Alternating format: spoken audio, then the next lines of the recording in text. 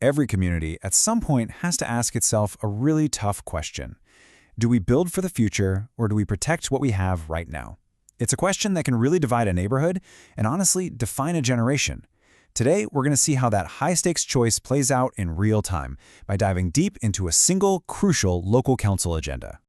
So, our story kicks off at a Northern Beaches Council meeting on February 17, 2026. And on their agenda is one particular item that perfectly captures one of the most difficult challenges any local government has to deal with. The central question is pretty stark. Do we build hundreds of new homes that are desperately needed, or do we protect a wildlife corridor that's absolutely vital to the local ecosystem?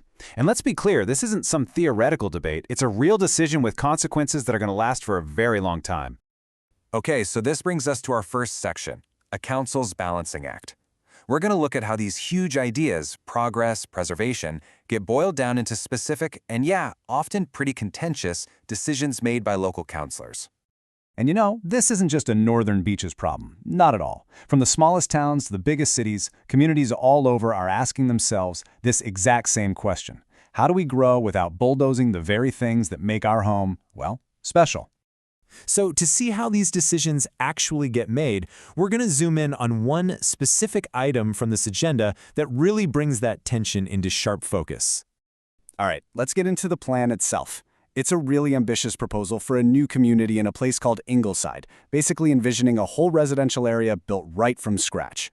So this is item 11.1 on the agenda. The players are two developers, Mirvac Homes and the Truslin Group.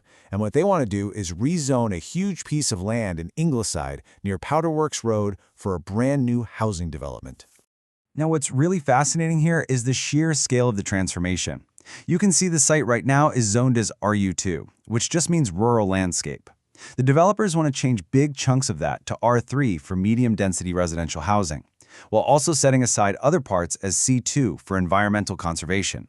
I mean, we're talking about a fundamental shift in what this land is used for. And the scale of this project is just massive. We're talking about 700 new homes. That's a huge increase for any suburb, and it really shines a spotlight on the intense pressure for more housing in the region.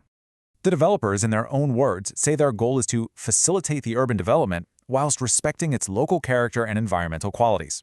So in other words, they're claiming they can both build and preserve. But the big question is that really possible?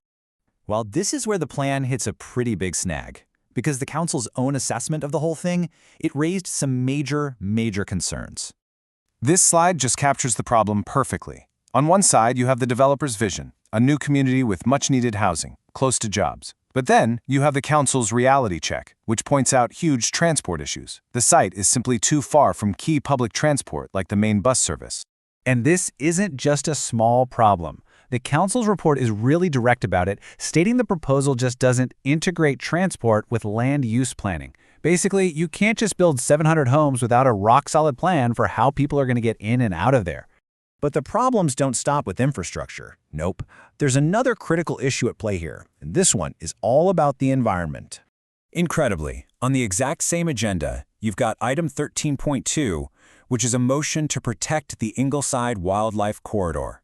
This corridor is a crucial link for animals moving between Ku-ring-gai Chase National Park and other reserves. So the council is being asked to push a major development forward in the very same meeting where they're being pushed to protect the exact land it would be built on. It's a real catch-22. So, with these competing priorities staring them in the face, what happens next? Well, it's not as simple as just a yes or no vote. The council is actually voting on something called a gateway determination. Now, you can think of this as just a checkpoint. They aren't giving the project the final green light. They're just deciding whether to recommend that the state government thinks it has enough merit to even proceed to the next stage. And this slide shows you the whole process. First, the council makes its recommendation. If they say yes, it goes up to the State Department of Planning for that official gateway determination. If that's approved, it then gets opened up for public exhibition. That's when the community gets to review the plans and have their say. And only after all that does it come back to the council for a final vote. So the crucial point to take away here is that this one vote is really just the beginning. It's the start of a much longer, much more detailed public conversation about the future of Ingleside. And this brings us right back to that core issue. The Ingleside proposal is really just a snapshot of a challenge that communities everywhere are facing. As our cities and suburbs keep expanding, where do we draw the line between progress and preservation? There are no easy answers, that's for sure.